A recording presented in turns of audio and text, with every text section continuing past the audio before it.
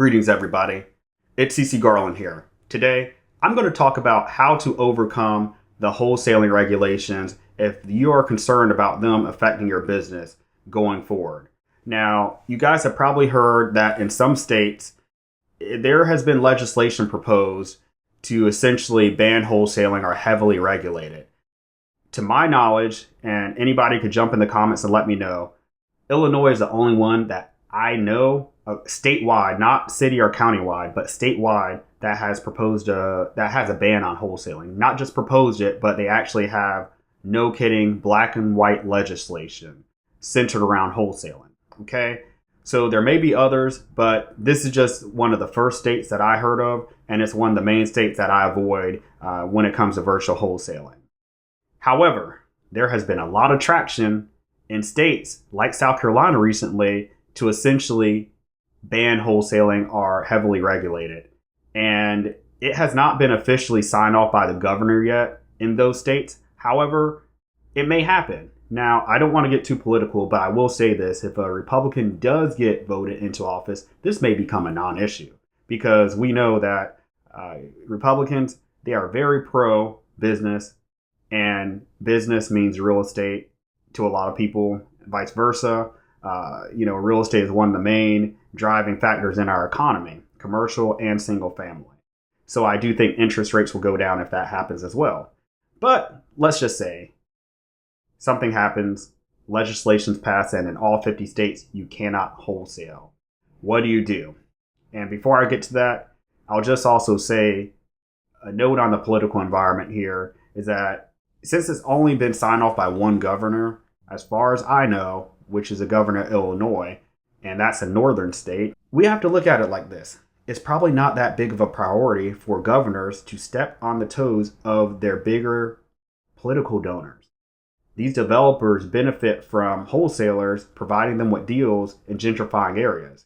Guys, I know a lot of cash buyers, and the majority of cash buyers aren't going out and getting their own deals.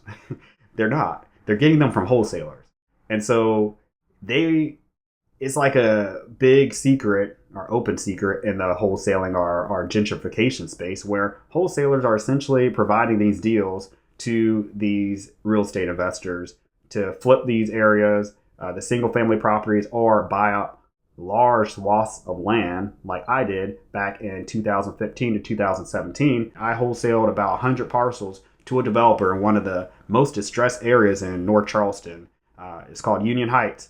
And I was wholesaling deals, probably these lots for about $3K a pop. I was contracting them for $3K and then flipping them to this developer for $3K a piece. And that sustained my business for several years, okay? And in that area, some of those homes are going close to 300 all the way up to 400K depending on the floor plan. So what I'm looking at here is that we need to look at the whole political landscape. We need to take everything into consideration, not just read news articles. If you're just reading news articles, you're not getting the complete story. So let's go ahead and move forward to some solutions. Let's talk about 4 potential strategies that you can use to essentially bypass wholesaling regulation. And there's always loopholes here. One thing I want you guys to remember is that the money is made in the gray area. It always is. So you can get your real estate license, and I would say that's playing life on hard difficulty. For one, that's a completely different business strategy. And you have to keep up with all these regulations, and it's just not an area I like playing in. That's like somebody saying, well, if I become a closing attorney, I could get my own deals. Yeah, you can go to law school and do all that. It's not worth it for me. Just hire somebody who's good at that. And you can focus on doing real estate. For me, I don't want to go down that road. You can also do creative financing, which I think is of a harder difficulty because you have to, one, learn how to do it, have proper education. You also have to make sure your paperwork is very legit. There's a lot of paperwork to consider. You have to make sure you have the right people to assist with servicing the loan if you're going to do sub 2. So there's just a lot of things to consider.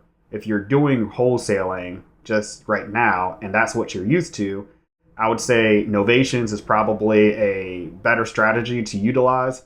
Probably medium difficulty with just the learning curve and the paperwork. But what I do, and I think it's easy, is getting a durable power of attorney on these properties, because it's simply just changing the paperwork that you're using and making slight alterations to your script. For me, I used a power of attorney my first year in real estate. My first big deal I did was a 26 lot deal. It was both lots and houses, but it was primarily parcels in that neighborhood I just mentioned to you guys, Union Heights in North Charleston.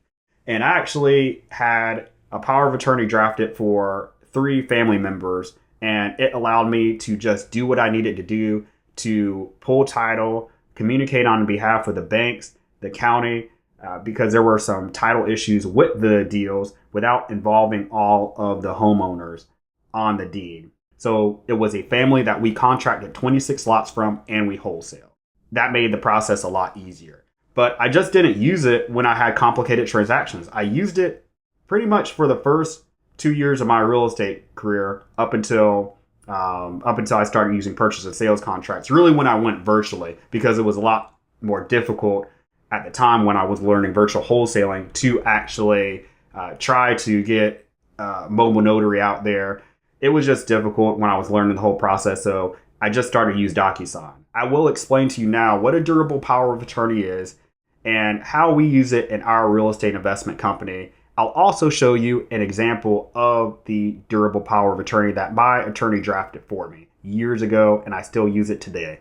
So this is a power of attorney that is specific to the property. We are not getting power of attorney over all of the seller's assets and being able to make life-altering or life-changing or life-ending decisions, right? We don't have the ability to pull the plug on the homeowner if they are in the hospital. That's not what this is for. This is specifically for the property. And on top of that, too, there are limitations in the power of attorney that allows us to only operate in a limited scope. It essentially is a purchase and sales contract, but it just allows us to have a little bit more protections on our end and security that the homeowner is going to move forward with us and not do anything funny in the transaction.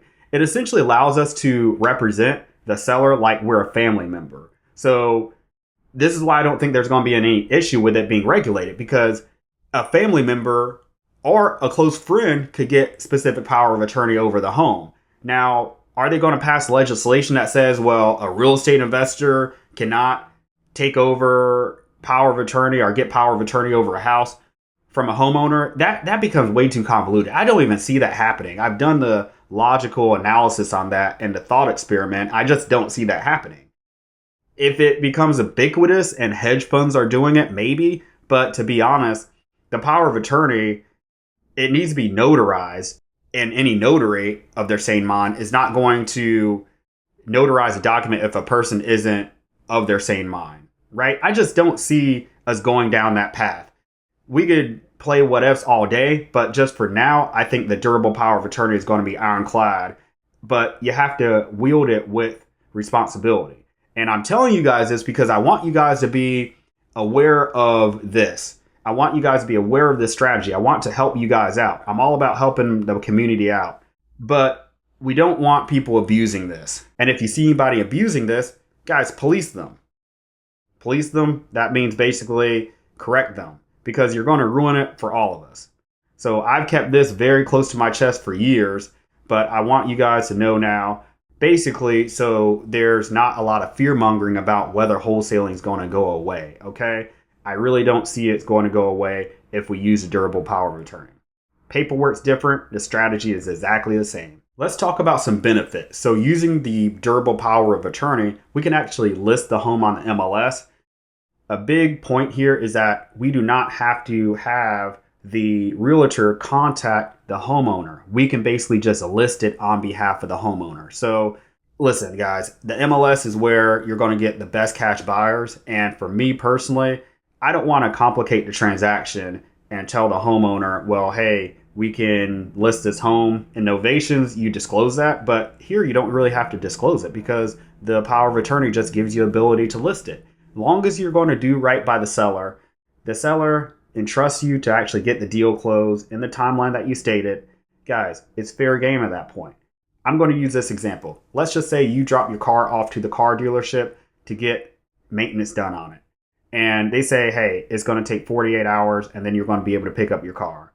Let's just say they call you on the 47th hour and they say, well, Mr. John Smith, it's going to take another week. We found X, Y, and Z with the car. There's this safety recall. And they just tell you, hey, it's just going to take a little bit of time. We have to order this part from, Germany. Guys, you're not going to question that. You're just going to take that as their word and say, okay, that's fine. I'll just wait a week. And they may offer you a rental car in the meantime, or offer to pay for your rental car in the meantime. For all you know, they could have hired a new mechanic and he could have completely ruined your engine. But guess what? You're going to go pick up your car in a week and it's going to look better than new, and it's probably going to operate better than new. Guys, what I'm saying here is that with the power of attorney, we can list it on the MLS. We can have a closed listing where it's not publicly out there, like on Zillow or Redfin, and we can find a buyer and we can still wholesale it, and we'll still be able to close at the seller's convenience and the seller's time frame that we promised them. So it's not you being deceitful. It's just you having the ability to do this and list on the MLS without the homeowner asking a lot of questions. I always say the confused mind says no. And so the more questions, the more anomalies, the more times you make the seller think, it is actually going to give the seller more opportunities to say no. Another thing that we can do with this POA is that it allows us to communicate on the seller's behalf regarding any liens, like negotiating any liens.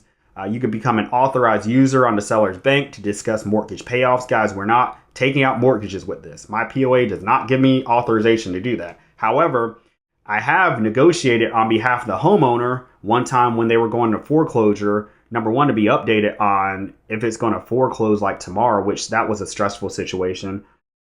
And I also was able to negotiate just some of the excessive fees, daily fees that were mounting because the homeowner was behind on their payments. Okay.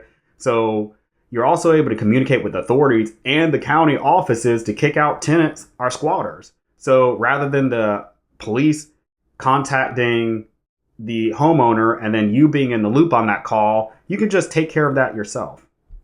Guys, what this does is it allows us to provide more of a white glove service to our homeowners without them getting involved in all the nuances of the deal, because that's what realtors do. That's the benefit of them working with us, is that we're going to take care of a lot of this stuff for them. A lot of the stuff behind the scenes they don't have to worry about.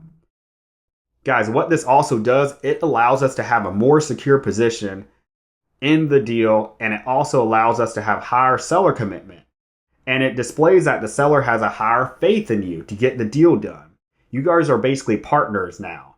And the seller is going to view you as almost like a confidant or consultant at this point. And this is the beautiful thing about the POA, is that it is seen as ironclad. And the homeowner at that point, they know that you can just take care of things. They know what a POA is. And they know that when you have a POA, they can be very hands off.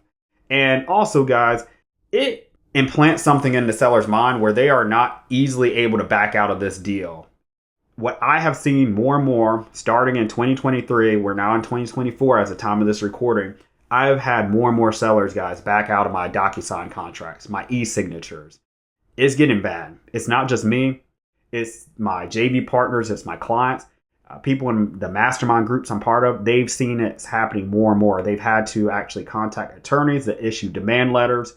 People's words are not bond. Their word is not bond these days. And for me personally, the POA just allows me to know that I'm making the seller jump through hoops. And anybody that signs this POA, they can't just back out of it. There's more steps to, number one, get it signed. It has to be notarized. But the seller can't say, oh, they were duped into signing the purchase agreement. And also that, too, my power of attorney allows me to completely rip up the original purchase agreement and sign a new one. So until they revoke the POA and they have to go to the courthouse, because I file all of my POAs at the courthouse, until they go and revoke the power of attorney, it is very difficult for them to back out of the contract. Again, this supersedes a purchase contract we have with them. Now, before we go into the power of attorney that I'm going to show you all, let's talk about some objections that you may face here. Yes, you will miss out on more deals of going this route. However, your deal closure rate will be much higher, much, much higher. I'm willing to miss out on some deals by not just doing a simple purchase and sales agreement over DocuSign, because there's been a lot of times where I thought the seller was with me and they were actually talking to a whole nother buyer this whole time. And I had a situation not too long ago where we literally got to closing the day before, and the homeowner said, "Hey, I'm selling a home to somebody else." What? And we've been in communication with them at least every other day until we had it under contract. And the process was actually delayed because it was on their end, because they had a situation with their mortgage. It wasn't seen as satisfied on the register of deed, and so we were ready to close. We had our buyer in place, but we actually had to wait for that to get cleared up because their previous attorney actually messed up the paperwork. So it wasn't anything that we did on our end that delayed the closing, but they were sitting here fishing offers from other buyers, and they didn't tell us until the day before. Guys, we have way too much invested into these deals. Marketing, we're paying VAs, we're paying attorneys, we're paying title companies, we're paying inspectors. We have way too much on the line. Some of my deals, actually most of them, I'm $500 to $1,000 out of pocket even before we get to the closing table. It's absolutely unacceptable now that people think it's okay to back out of these deals. And you guys tell me in the comments if you've been seeing this happen more. I know a lot of you guys can say, well, just get an attorney to file a demand letter. Guys, even if my attorney did that, the homeowner still has to respond to them. And they could just drag it out. They could drag it out. And at some point, you have to ask yourself, how much are you willing to pay your attorney to pursue action to get this person to force a sale? Even if you go that route, guys, there's no guarantee that it's going to close this month, this quarter, or even this year. I had to take one seller to mediation once, and it didn't close until 3 months later. And my assignment fee was small because we had to mediate with the homeowner, and we had to take a big chunk out of our assignment fee to make them happy. That's what mediation is about. So I don't think that's the best route to take. It's not going to solve my problem now. That's being reactive. Doing the power of attorney is being proactive. So if the seller does sign with another buyer, then your POA gives you the power to void it. You're able to do this every single time until the seller revokes a POA. There are a lot of steps to revoke the POA. If the seller signed a POA with you, then you already have a lot of rapport. So I do think this is a non-issue. Your homeowners may ask, well, why can't you just use a regular purchase and sales contract? Here are some common answers to objections that we get.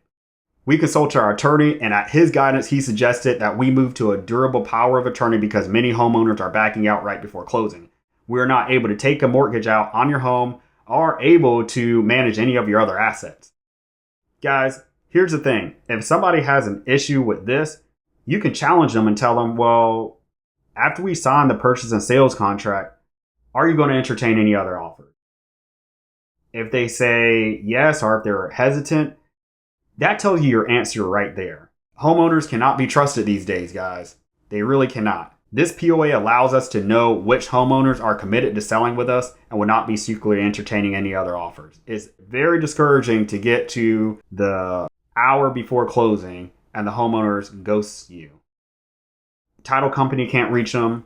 The deal's dead at that point, guys. Again, you can go to an attorney and have them issue a demand letter, but if they're not responding back to the attorney, it's not like it's a criminal litigation, it's civil. Now, you may get in a situation where you have an attorney who will partner with you on this and you guys can split the assignment fee and all that. But again, that is a long-term solution. That's reactive. This is being proactive.